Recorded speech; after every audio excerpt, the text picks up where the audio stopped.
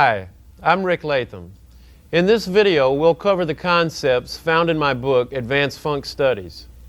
The patterns in the book are things that I've found over the years that have helped me become a better player, more consistent with a better time feel, a better groove on the drum set. Some of the patterns are just exercises and some of them are actually grooves that you can use. I'll go through the book, starting out slowly with some basic patterns, then gradually we'll get a little more involved on how to use them around the drum set. Consistency on the drum set, making things really groove, timing, the way things line up are things that are really important. As a young drummer growing up, I listened to all kinds of music and was fortunate enough to play with some great R&B artists. From them, I developed an understanding of real rhythm and blues and funk playing. As I grew older and started playing more and more different styles of music, I became more aware of just how much of an effect this experience had on me. People were always commenting on how good my groove was, which is very important to all drummers. That's what we all strive for, to make everything feel good, really tight, solid, right on the money. The things I learned playing with these players were invaluable to me. As I grew older, I started listening to different players: Steve Gadd, David Garibaldi, Harvey Mason, and probably the funkiest drummer in the world, Bernard Purdy Purdy. These guys were the founding fathers, I think, of contemporary funk and linear style drumming. The exercises in my books evolved from my early exposure to these drummers. In this video, I'll be playing patterns in the book, then we'll every once in a while switch to a playing situation with my band so you can see how to use these concepts in a live situation. We'll begin with the introductory exercises. They're on page 8 of the book for those of you who have it. Some of these exercises are quite simple and some are a little more complex, but they are all very useful. The main thing here is to make sure that the hands line up and that the feet and the hands line up. In the first section, we can play each exercise with the right hand on the hi-hat, left hand on the snare drum, or the reverse, left hand on the hi-hat, right hand on the snare drum. I suggest that you use a quarter note pulse to start these exercises, play them with a quarter note, and as you get a little more experience with the pattern, try using a samba bass drum pattern, dotted 8/16, boom, ba-boom, ba-boom, ba-boom. I'll play the first exercise and show you exactly what I mean. Notice how the hands change.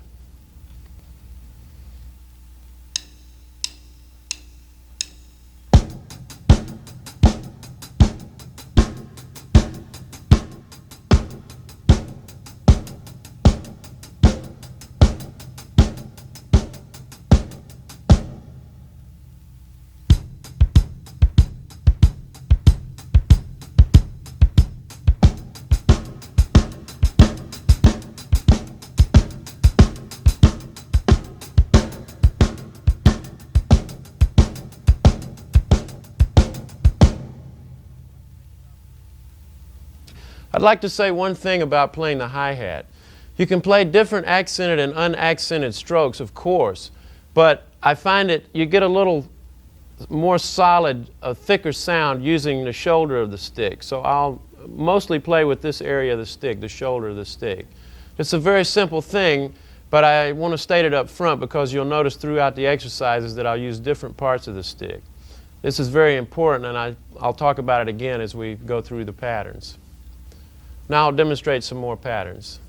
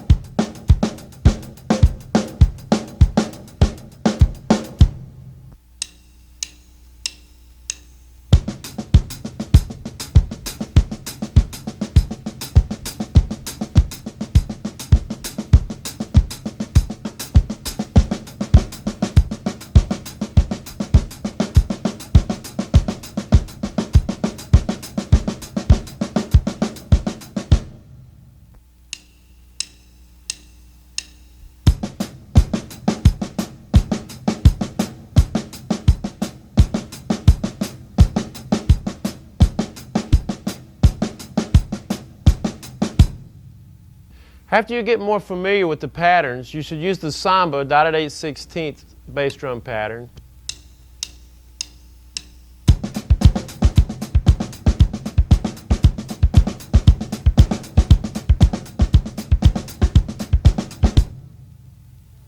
This pattern makes a really great samba groove. You can play it a lot of different places on the set, a lot of different ways, and I'm going to use it a little bit. I'm just going to jam on that groove for a second so you can see what I mean.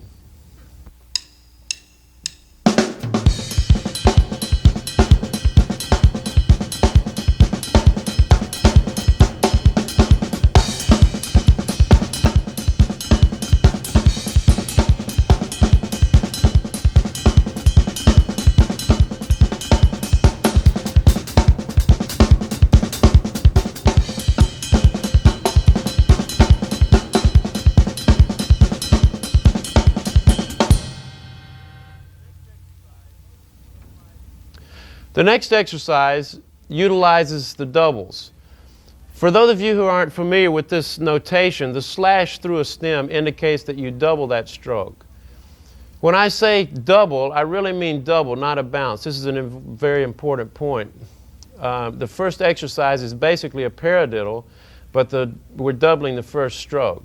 The second exercise is a double paradiddle, doubling the first stroke. Notice how the doubles remain very even.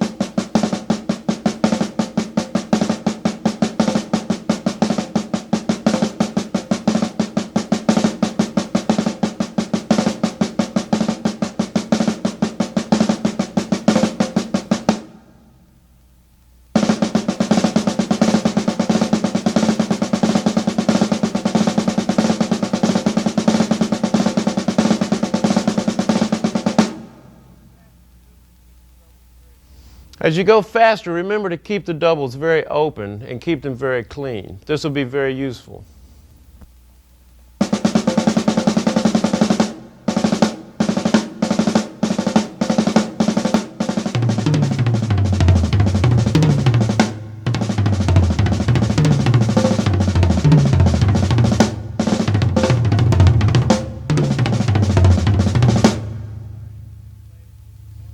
The next exercise can be played two different ways, with an alternating sticking or with double strokes. But again, keep them very open, whichever way you decide to play it. This is something you'll hear throughout the video. It's very important.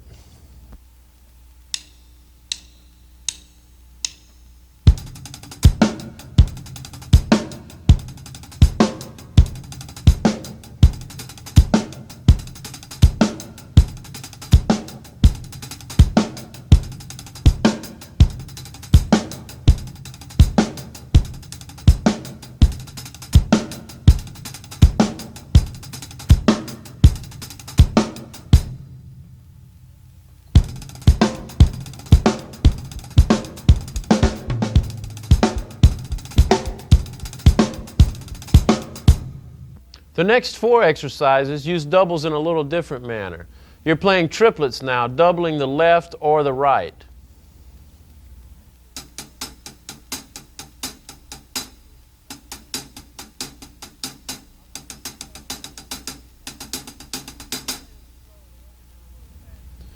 I'll play them slowly and then a little faster. Again, notice I'm using the shoulder of the stick on the hi-hat to get a little fatter sound.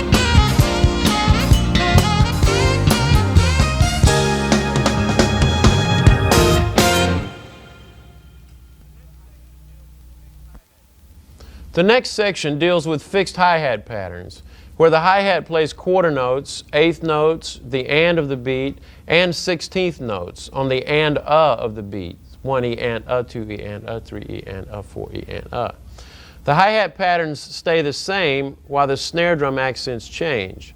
We'll begin with the hi-hat playing quarter notes. Again, the important thing about these exercises is lining up the bass drum with the snare drum and hi-hat. These are very simple exercises, but I think you'll be surprised how much they can really help your playing. Again, these patterns are played with the quarter note bass drum and with the samba bass drum pattern.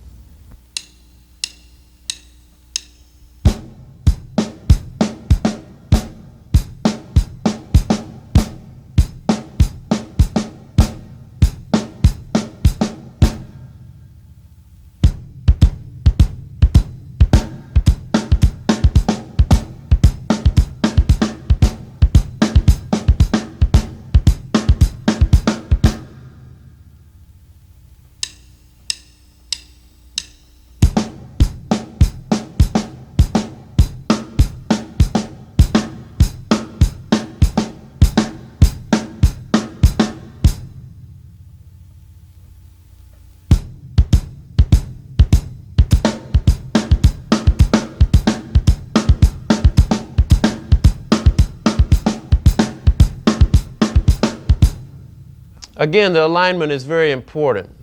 Now I'll do the hi-hat eighth note exercises.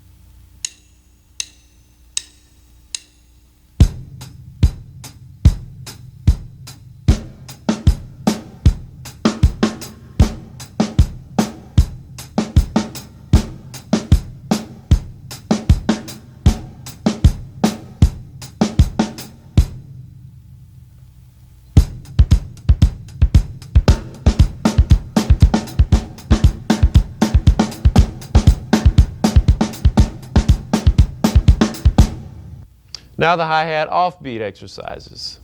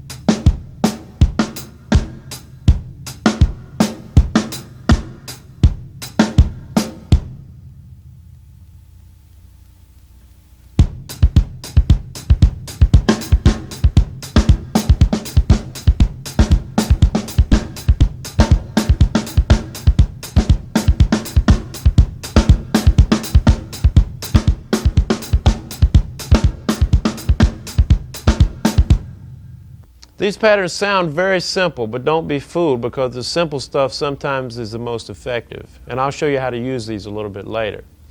Now the hi-hat 16th notes, playing the and of the beats.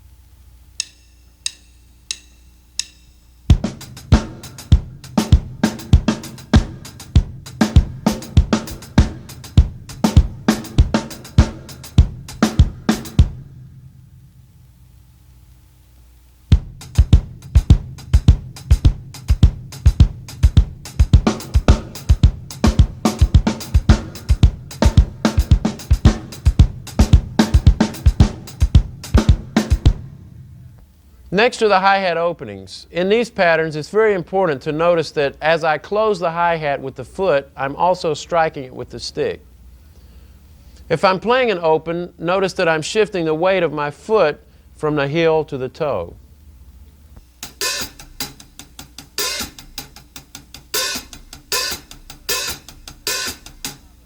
Notice that I'm hitting the close with my foot and with my hand.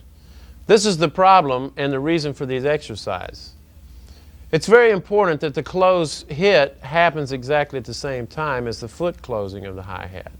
And you don't want to open the hi-hat too much. Try to keep the hi-hat where you just get a wash thing happening, where there's just a sizzle between the hi-hats.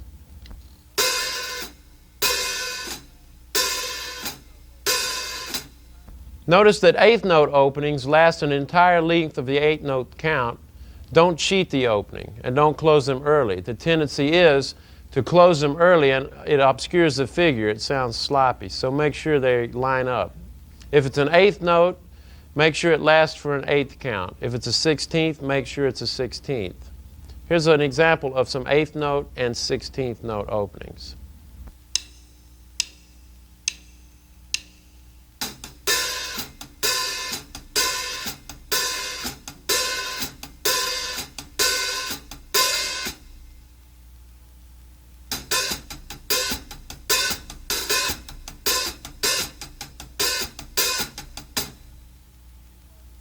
Now I'll play some examples using them in a 4-bar pattern. 3 bars of time and 1 bar of the hi-hat pattern.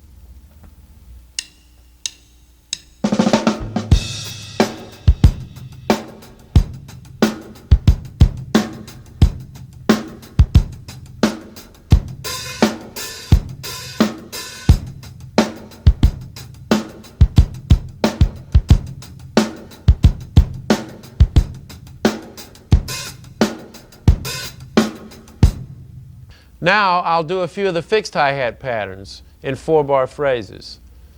I'll play the pattern by itself a couple of times, and then I'll demonstrate it as the 4th bar in a 4-bar phrase. 3 bars of time, 1 bar of the pattern.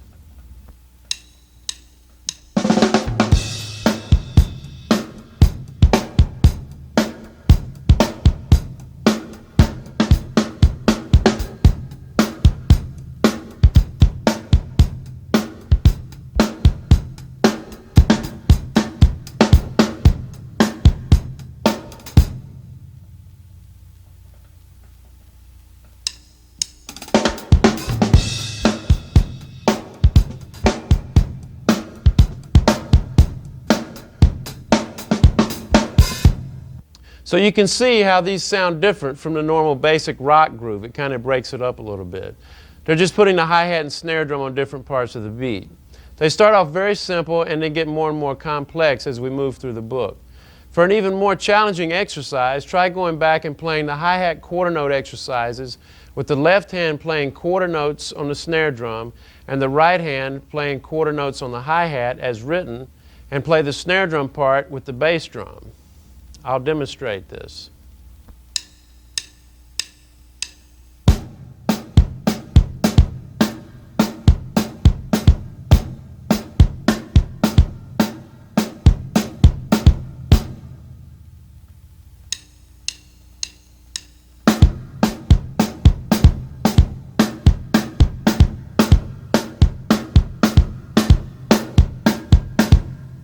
I think you get the idea. These are great for lining up the hands.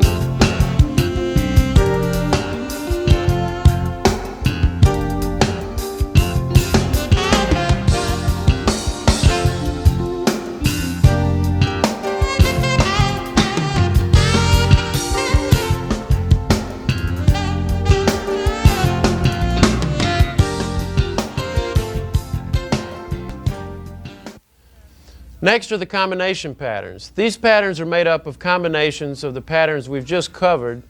Again, these exercises should be practiced separately, but should also be incorporated into a 4-bar phrase with 3 bars of time in front. I'll demonstrate some combination exercises.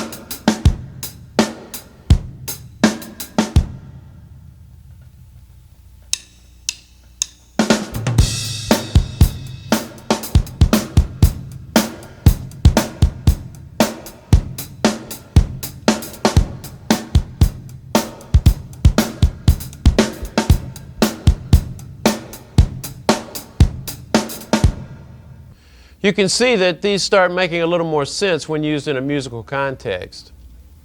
Now we'll talk about the linear concept.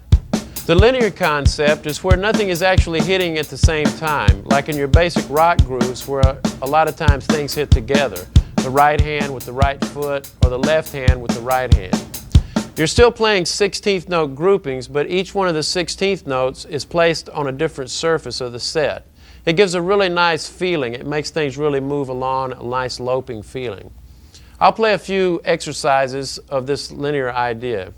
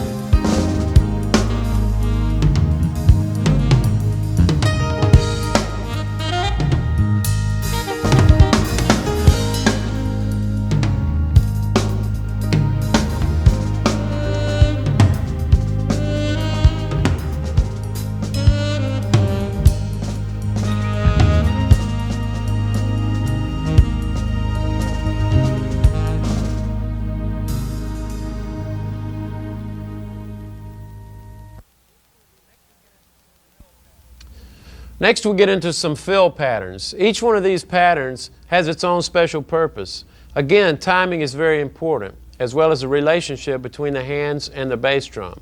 I'll play each one of these a few times by itself, and then I'll use it in a 4-bar context.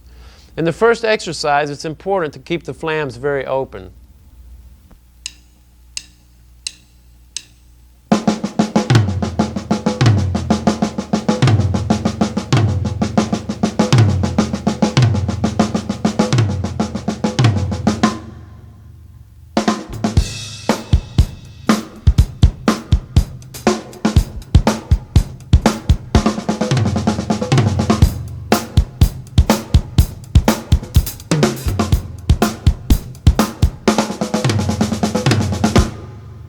Let's talk for a second about bass drum technique. There are 2 techniques for playing the bass drum. One with the heel down, pivoting with the ankle, keeping the heel down on the back of the pedal. The other technique, which I use, is playing with the heel up on the ball of the foot. You're not really playing with the toe. That's a mistake a lot of guys make. They're pushing too much with the toe. It's actually the ball of your foot where you can really push down and get some weight and power on the pedal. You're also using your leg quite a bit, the weight of your leg plus the stroke of your ankle.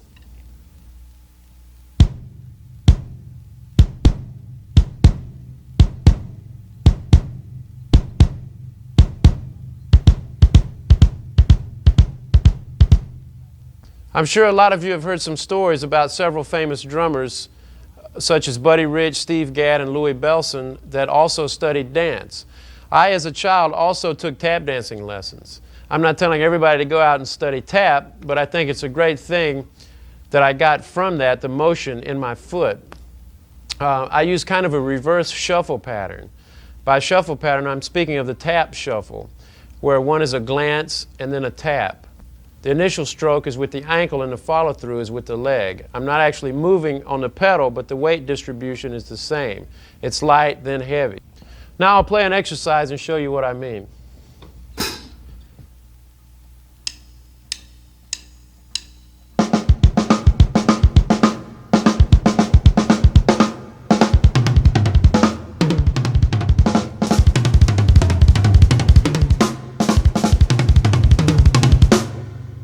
This leads to another thing, sort of one of my key phrases. You can create the illusion of speed by playing something cleaner. Everything is in its proper place. You don't have to play stuff that fast to make it sound fast. It sounds faster because the beats are very clean and they're moving closer together. The cleaner the strokes are, the faster and smoother it's going to sound.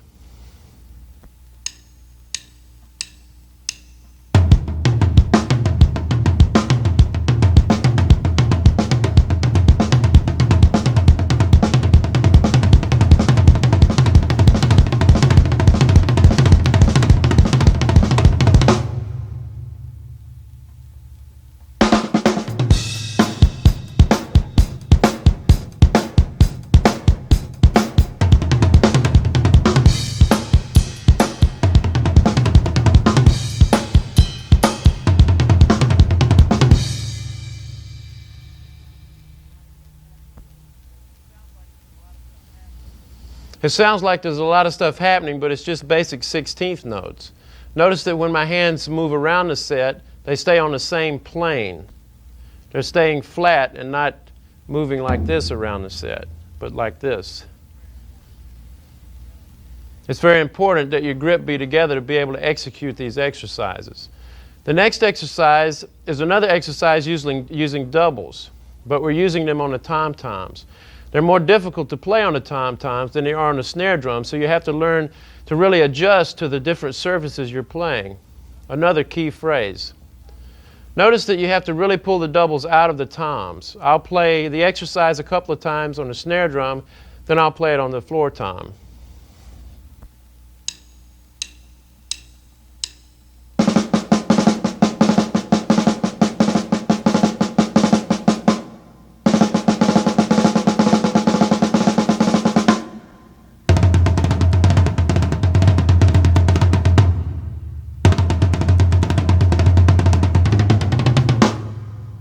When I wrote this next example, I was thinking of it like a ratamacue.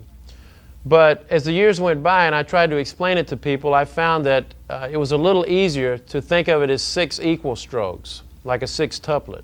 1, 2, 3, 4, 5, 6, 1, 2, 3, 4, 5, 6, 1, 2, 3, 4, 5, 6. I'll demonstrate it as 6 equal strokes and then play it in a triplet pulse.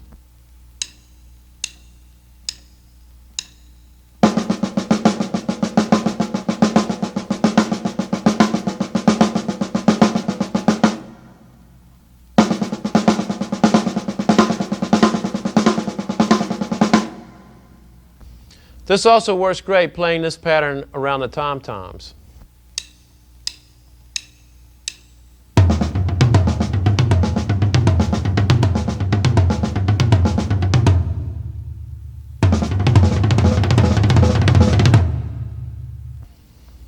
That's a very deceptive pattern. It sounds like there's a lot more going on, but it's just sextuplet. The next fill pattern is a typical kind of rock triplet thing, but I play it a little differently. I play the bass drum in the middle. You can play it with the bass drum starting the triplet or ending the triplet, but I'll show you why I play it in the middle. I think it has a nicer sound to it, and also it works out a little better in a groove context. If you're playing it as a fill, the right hand is just playing eighth notes, and a triplet is built around that. I'll play it as written, and then I'll play it in a groove context.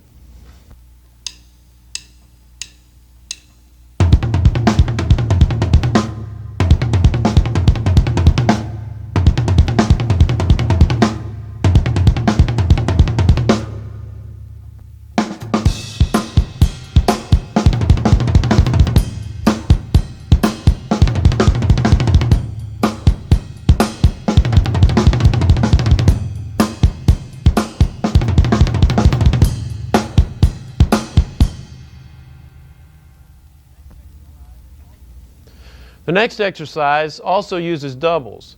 The right is playing the first 2 strokes of a triplet figure against a quarter note pulse, like this.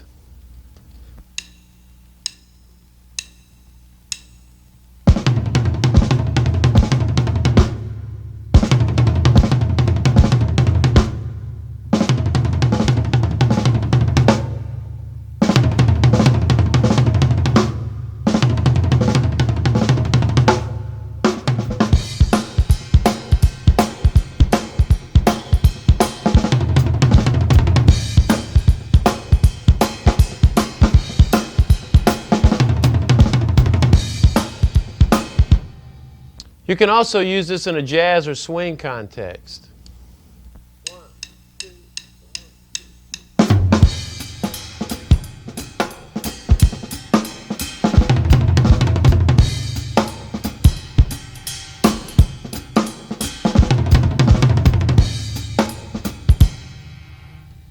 Next are the funk patterns. This is what I like to think of as the real meat of the book. This section contains a lot of different styles of patterns. They're mostly based on concepts that we've already studied. A lot of them are just broken up 16th notes played very cleanly around the drum set. You'll notice when I play these how clean they sound. The feel is there and the accents are very important, so watch the accents very carefully. It's also a good idea to sing patterns so you know what they're supposed to sound like before you play them. Boom, da-ba-s, ba-dooms, da-ba-s, ka-boom, da-ba-s, ka-boom, da-ba. Now I'll play some of these funk patterns. As before, I'll play the pattern by itself and then I'll use it in a groove context.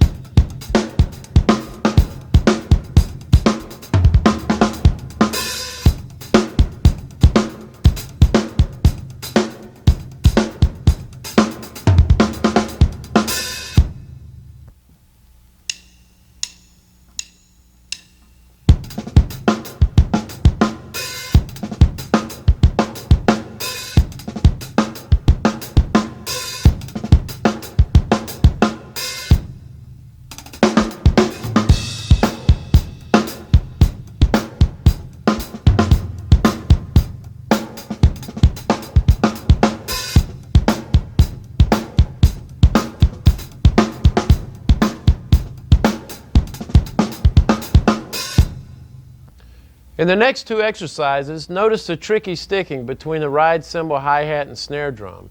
Try to keep the hi-hat opens very clean and in the right spot on the of the beat. 1 E and 2 E and I'll play each one slowly a few times at first, then faster, then in a groove.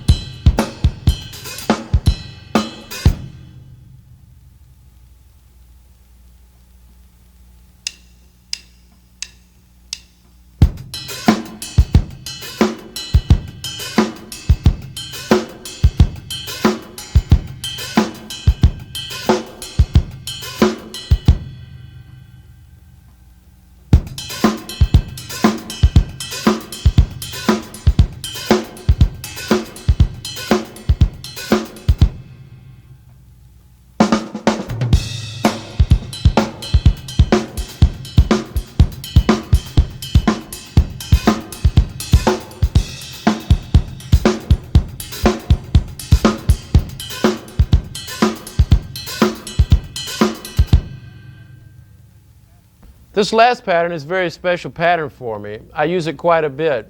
It can be used in a variety of different contexts. Sambas are straight 16th kind of grooves. So I'll show you a couple of different ways that I use it.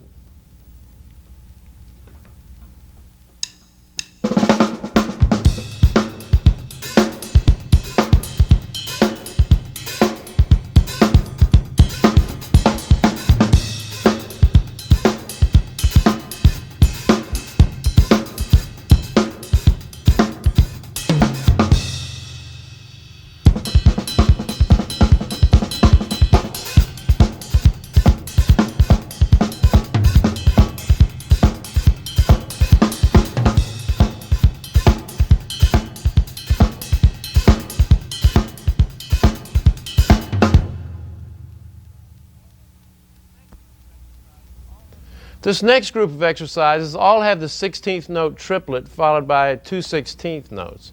This is a very useful figure which can be used interchangeably to create different grooves. I'll play the lick first so that you can get an idea of what I mean, then I'll show how to use it in context.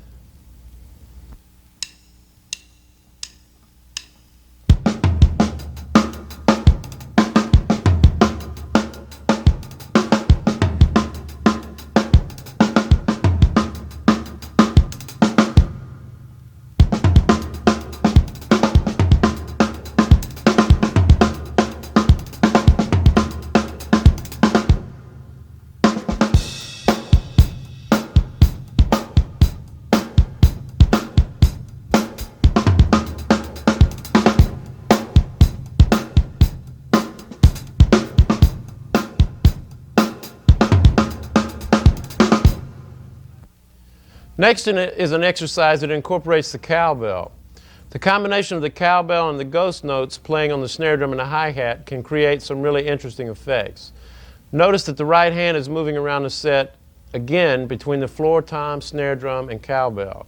The idea is to get the motion very fluid so that the 16ths stay consistent and very clean.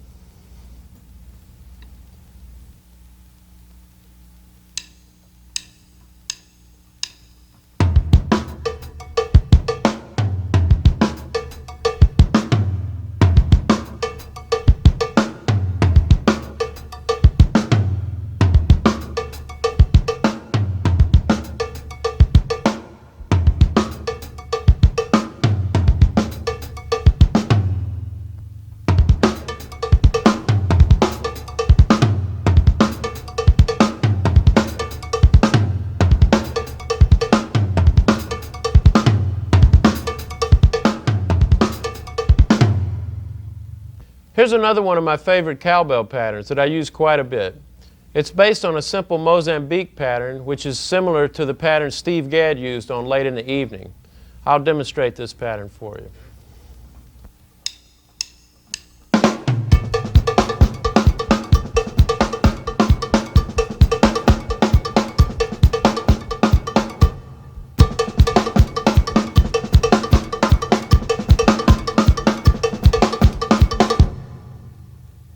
The last funk pattern that we'll look at utilizes a hand triplet pattern, right, right, left. It's very interesting because you can also use it in a half-time shuffle pattern. So I'll demonstrate it and then show you how to use it in a shuffle context.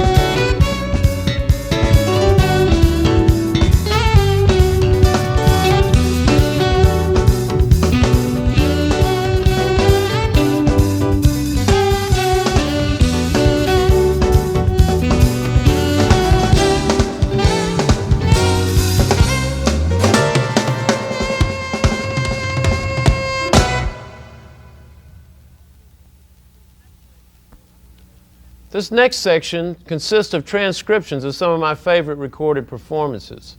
A lot of the patterns in the transcriptions I've incorporated into my own style. When I heard most of these recordings, they influenced me quite a bit, and that's when I started developing this linear type style. If you can get your hands on these records, I think it's a great idea to check them out. This is some of the greatest funk stuff recorded from a time period of 1970 to 1980. I'll demonstrate two of these styles and show you just exactly what I mean.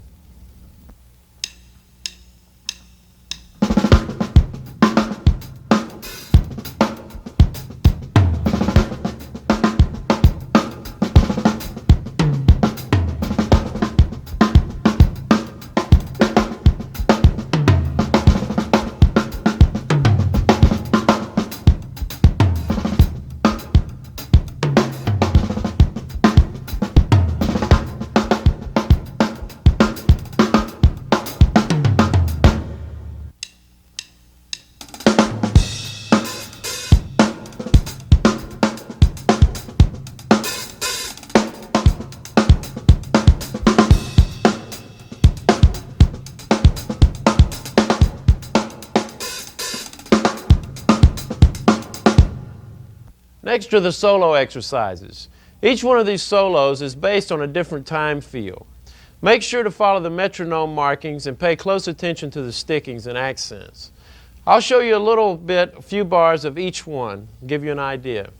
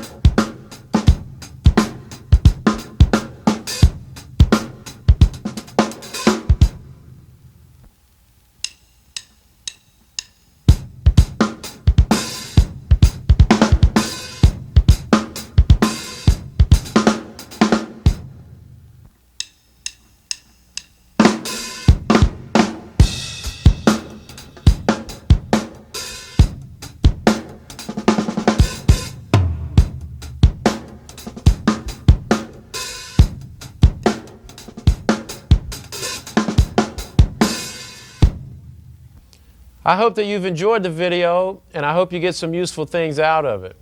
I'll leave you now with a tune from the band, and I hope to see you again. Don't get too funky.